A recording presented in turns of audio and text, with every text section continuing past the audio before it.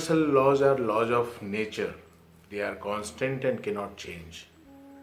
They are root to our existence and apply to almost everything in our life. दोस्तों नमस्कार, art of life से मैं सागर राव आप सबका स्वागत करता हूँ। दोस्तों हम बात कर रहे थे laws of universal laws of nature की। हमने 6 लॉज के बारे में बात करी थी और हम दूसरे 6 लॉज के बारे में आज बात करेंगे। हमने जिन लॉज के बारे में बात करी थी उनमें था divine oneness, vibration, action, correspondence, compensation and law of attraction. इन 6 लॉज के बारे में हम बात कर चुके हैं। उसके बाद 7वें नंबर पे आता है law of cause and effect. It says nothing happens by chance, everything happens is what we think, say or do. That is cause. And everything that we think, say or do will have some consequence. That is effect. So we must understand the importance, realize it, and then take the responsibility. Then comes the 8th law, perpetual transmission of energy. Perpetual means कभी ना खत्म होने वाली दास्तान। हम अगर simple शब्दों में इसे डिस्क्राइब करें तो ऐसा कह सकते हैं, something which is lasting for indefinite time, जो बहुत लंबे समय तक अस्तित्व में रहने वाली हो, उसके बारे में हम बात करें तो हम कह सकते हैं कि इट इज परपेचुअल। ये लॉ क्या कहता है? It says nothing in the universe is standing still. Universe में कोई भी चीज कायमी नहीं है। कायमी मतलब स्थिर नहीं है। Everything is changing, energy is changing because of vibration. जो सेकंड लॉ की हमने बात करी थी उसके हिसाब से एनर्जी अपने फॉर्म्स चेंज करती रहती है। अब यूनिवर्स ने इतने स्मार्टली ये लॉज बनाए हैं तो हम भी स्मार्ट एक्ट करें और स्मार्टली इस लॉ को तब टेप इन करें, इस एनर्जी को, जब वो अपने हायर फॉर्म में हो। और तब हम हायर फॉर्म में हो तब उसमें टेप इन करें और उसका एडवांटेज उठाएं। फिर आता है लॉ ऑफ रिलेटिविटी। अब ये क्या कहता है? ये कहता है कि everything in our world is real because how it is related और कंपेयर्ड विद समथिंग एल्स। जैसे हम बात करें तो हॉट एंड कोल्ड, गुड और बैड, पॉजिटिव और नेगेटिव, एक का दूसरे के बिना अस्तित्व नहीं है। वन के not exist without the other. हम कैसे जानेंगे कि ये गर्म है अगर हमने ठंडे का अनुभव नहीं किया हो?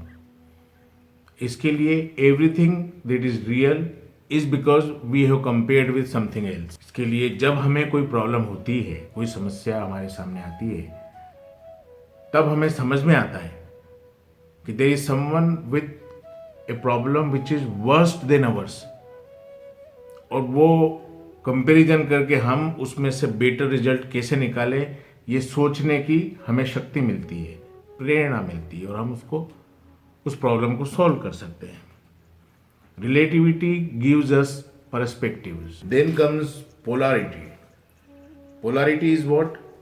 ये कहता है कि एवरीथिंग हैज एन अपोजिट। हर एक चीज का अपोजिट भी अस्तित्व में है।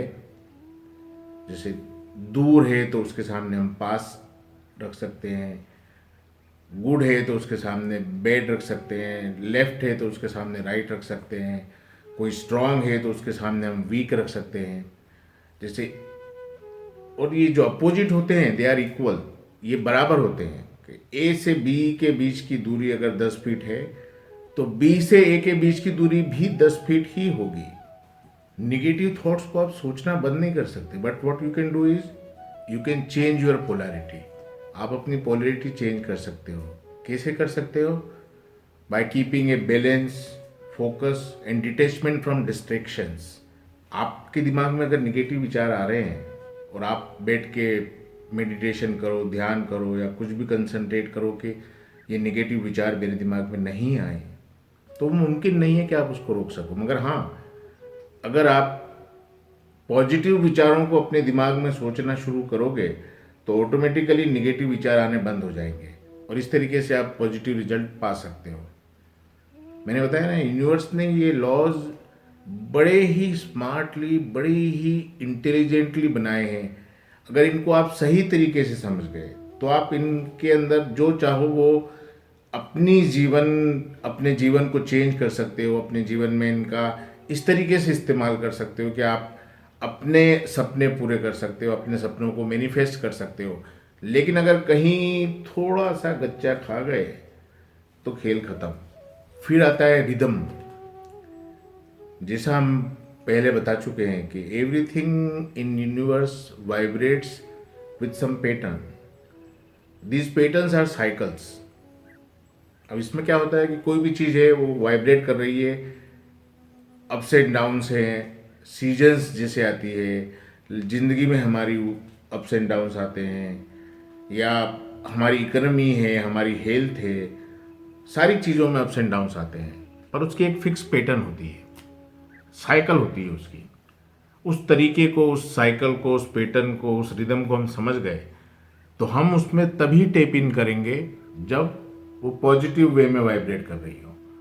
And this could be advantageous for us. ये हमारे लिए एडवांटेजियस हो सकता है, मगर हमें उस पैटर्न को समझना होगा, उस साइकिल को समझना होगा, तब ही हम उसका फ़ायदा उठा सकते हैं। बड़ा स्मार्टली बनाया हुआ यूनिवर्स का एक लॉ है, but we have to understand the pattern. We can always make things better if we tap it in the best positive way. जब ये पॉजिटिव वे में वाइब्रेट कर रहा हो तब हम उसमें टेप इन करें, कहने का मतलब ये है। फिर आता है जेंडर। इसके हिसाब से everything in the universe has masculine और फेमिनाइन विद इन। हर एक के अंदर मेस्कुलाइन या फेमिनाइन होता ही है। जेंडर लैटिन भाषा का में से डिराइव किया हुआ शब्द है। इसका मतलब है कि if you want to produce anything, the male और female has to come close.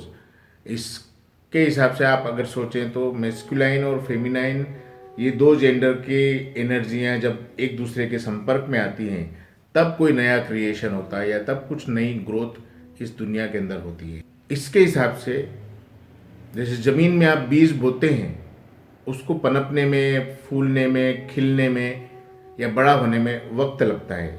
या जैसे माता के गर्भ में शिशु होता है, उसको भी पनपने में या बड़ा होने में समय लगता है। वैसे ही आपकी आशाएं, आपकी उम्मीदें या आपके सपनों को आपको वक्त देना होगा कि वो पनपें, खिलें, बेहतर फॉर्म एक्वायर करें, ऑब्टेन करें, तब जाके आप उन्हें प्रॉपर शेप दे सकते हैं। इसलिए एवरीथिंग रिक्वायर्स टाइम।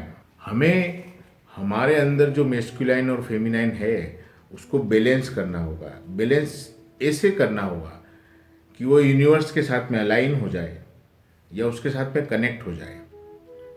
इसको करने के बाद ही हम कुछ नया क्रिएट कर सकते हैं। हमारा सोर्स, हमारा ईश्वर, हमारा भगवान, हमारा खुदा या यूनिवर्स, जिस भी नाम से हम बुलाएं, उसके साथ में अलाइन हो जाए, कनेक्ट हो जाए। जब तक हमारा बैलेंस नहीं होगा, मेस्कुलाइन और फेमिनाइन जो हमारे अंदर अस्तित्व रखता है, तब तक हम उसका एडवांटेज नहीं उठा सकते हैं। इसलिए ये 12 लॉज यूनिवर्स के बनाए हुए हैं, जिनके बारे में आप थोड़ा सा, जैसे जैसे आप इसमें उतरते जाएंगे मेडिटेशन के थ्रू, वैसे वैसे आपको इसका अनुभव होता जाएगा, महसूस करेंगे, आप फील करेंगे, और वैसे वैसे आप इनको समझते जाएंगे। क्योंकि ये कुछ चीज़ें ऐसी है जो प्रैक्टिकली जब तक आप देखेंगे नहीं, करेंगे नहीं, तब तक आप समझेंगे नहीं। इनको एक्सप्लेन करना is a bit difficult task, but what you can do is you can feel them by yourself। आप इनको अपने आप में जब तक महसूस नहीं करोगे तब तक समझ नहीं पाओगे। तो आप इनको समझें, अपने तरीके से मैनिफेस्ट करें अपने डिज़ायर्स को, अपने सपनों को, और अपने सपनों को पूरा करें। अपने सपनों को पूरा करना मुमकिन है। It is possible to fulfil your dreams. इस ब्रह्मांड ने, इस दुनिया की रचना, इस सृष्टि की रचना इस तरीके से कुछ की है, और इसीलिए की है कि everyone who is existing can fulfill his or her dreams, desires and wishes। हम हमारे सपने पूरे कर सकें, हमारी इच्छा का जीवन जी सकें, हमारी इच्छा के हिसाब से हम जहाँ चाहें वहाँ जा सकें, ये ब्रह्मांड का उद्देश्य था। इसलिए इस उद्देश्य को पूरा करने के लिए आप इन 12 लॉज को अच्छे तरीके से समझें।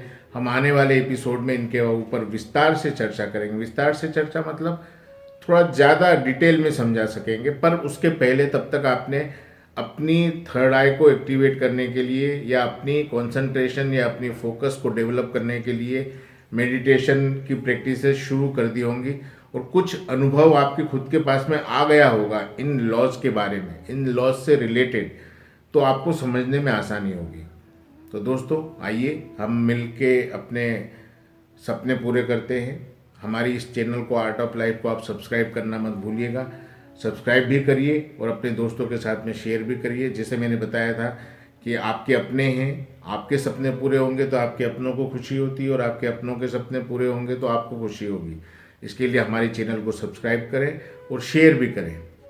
नमस्कार।